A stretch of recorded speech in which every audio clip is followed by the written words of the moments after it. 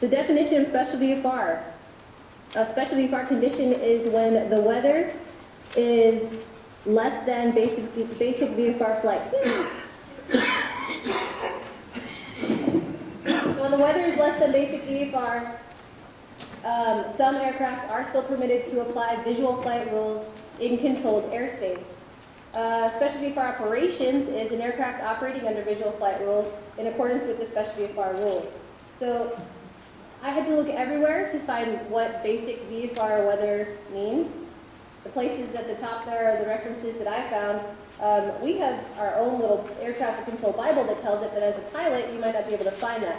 So long story short, there are some altitude or airspace specifications. Long story short, basic VFR weather, 3 statute miles, 1,000-foot ceiling.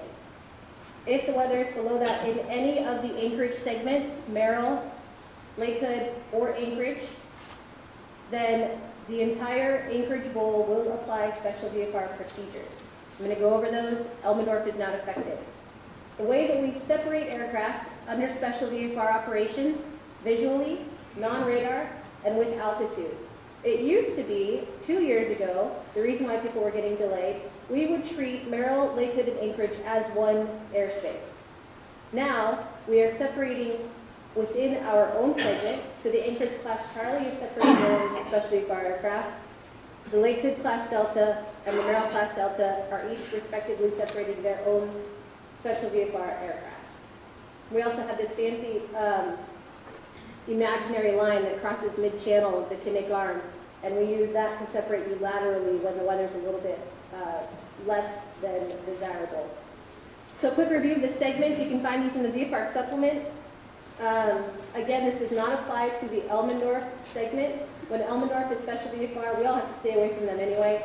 So when Elmendorf is special VFR, it will not affect Merrill. But Merrill, Lake Hood, and Anchorage International are all reliant upon each other.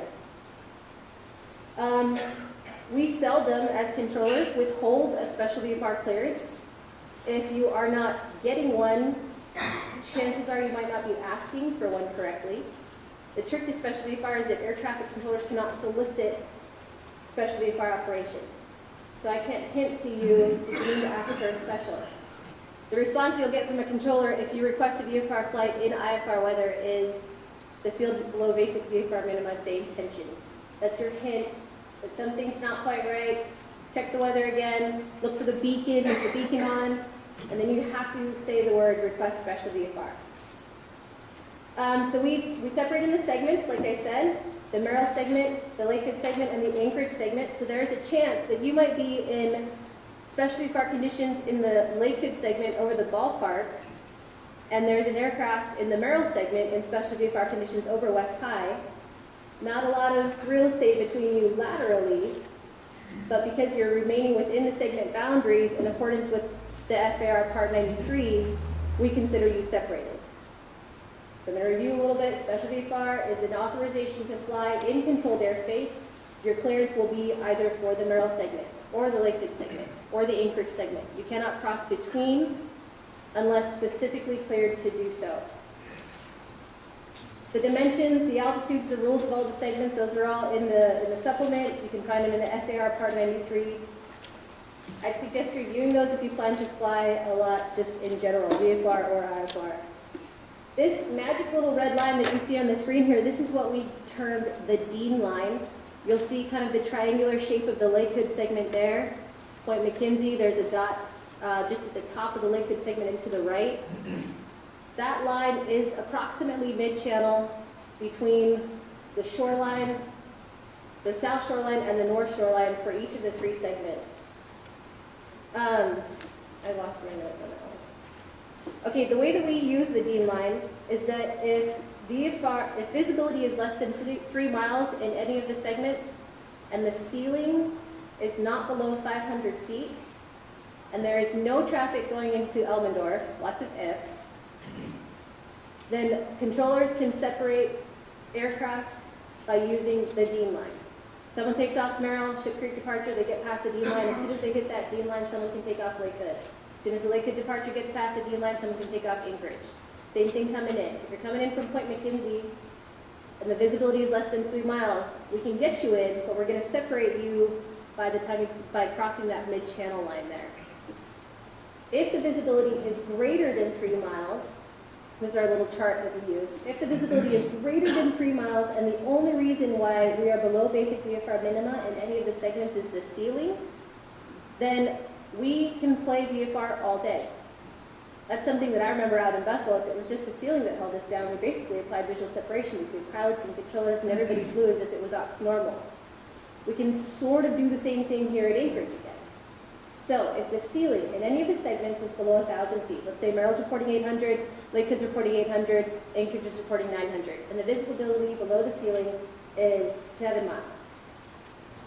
You call up your special VFR clearance, and you will experience little to no delay, depending on whether or not there's traffic into Elmendorf.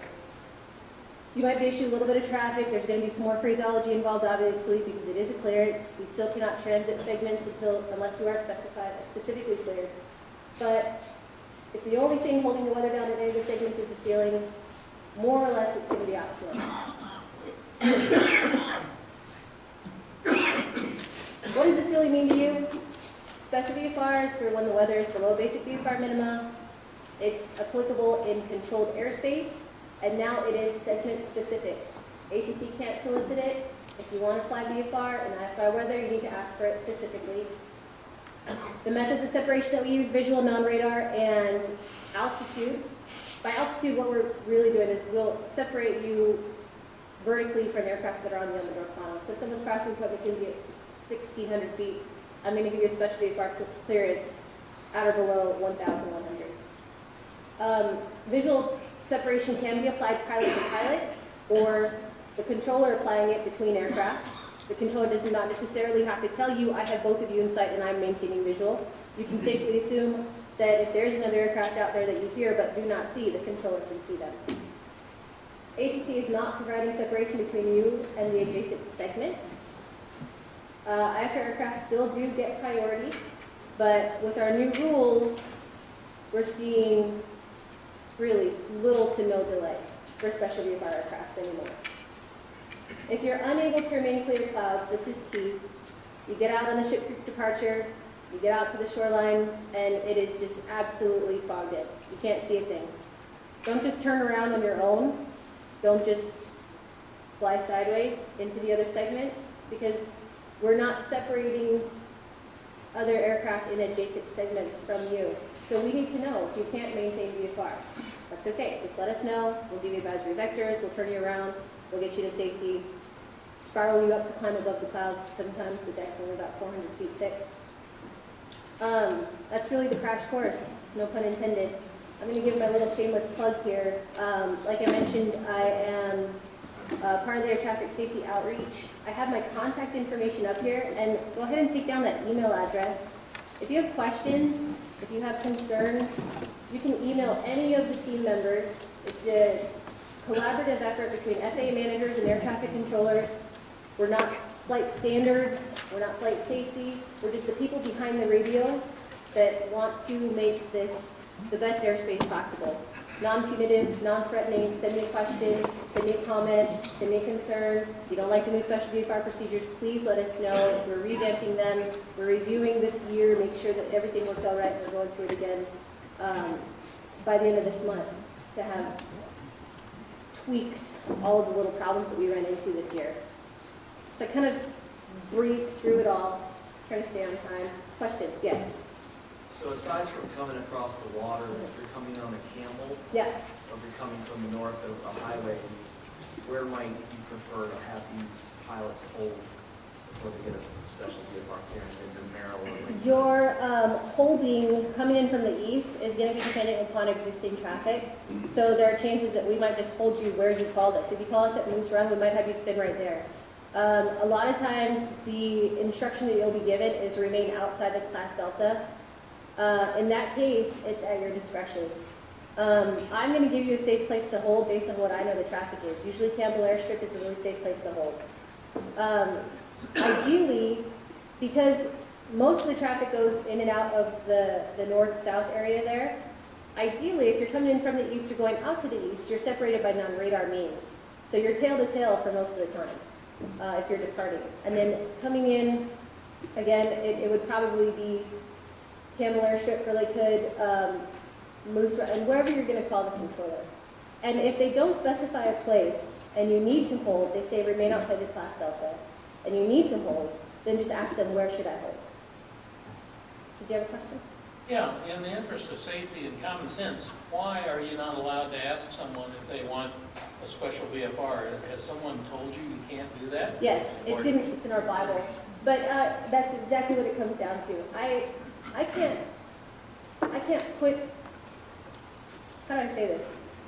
How do I say this correctly? Looking over at my lawyer boss there.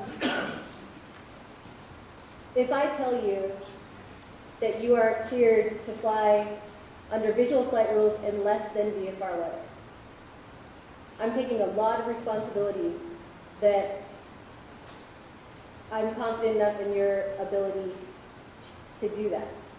I don't know if you are capable of conducting visual flight in less than VFR weather. I don't know that for certain. The only person that can make that call is the commander of the aircraft. So that's why we cannot solicit it. There are a couple hands. Let's take this one first. Can you ask, are you requesting? That's considered a solicitation. That's considered a solicitation. If I say, are you requesting, the question is, can I say, are you requesting special VFR? That's considered a solicitation. So I might continue to reiterate, the weather is below basic VFR minima. I am unable to give you a VFR clearance. Is there anything special you'd like? That's about as close as I could get to saying the words without soliciting. Would you like fries with that? But again, we run into a legal issue. Do you have a question? Yeah, can we get a special from Lakewood Tower? Absolutely. No, coming in. Coming in. Yes, inbound, Okay. that's when you need it. According to, I forget, there's a new supplement. I haven't read it yet. It just came out on November 13th or something like that. But I think it says that you're still supposed to call approach coming in for your squawk. If you're coming in from the north and the weather's below, I'd say call Lake Hood first and ask for a special. The Lake Hood controller might tell you need to call approach for a squawk, but that is probably because we have a red light at Lake Hood Tower and approach is going to be setting the sequence for the arrivals. And we get a red light in the tower when there's an IFR aircraft inbound to Elmendorf or an IFR aircraft inbound to Maryland. So go ahead and give the Lake Hood controller a call first, ask for your special. You might just get a clearance right there.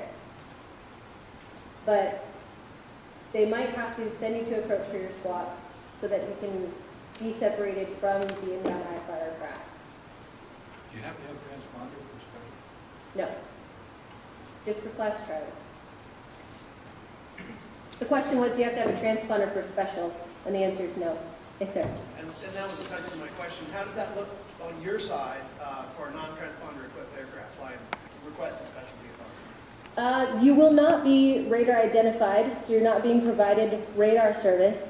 You're being provided Class Delta separation service. What it looks like on the screen is just, there are a bunch of lines here.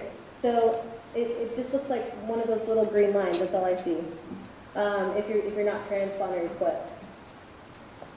But it doesn't mean that you're not being separated from other aircraft. There are just different means of separation, and my use of the radar is not one of them that I'm providing you at that point. Can I answer your question? Okay, yeah. Back when you were talking about us inadvertently about the inner IMC, Yes, you're going to give us vectors away from that, not to fly sideways. yeah. What's that say about our capacity to fly IFR?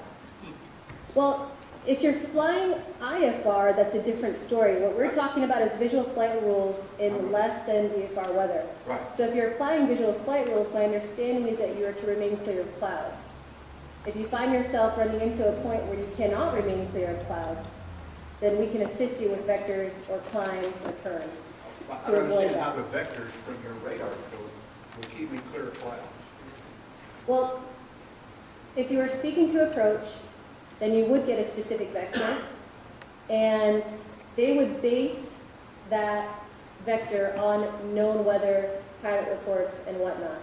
From a tower perspective, I can look out the window and tell you, suggest a heading of 300 for main clear clouds, because I can look out the window and estimate that, just like you could from your cockpit.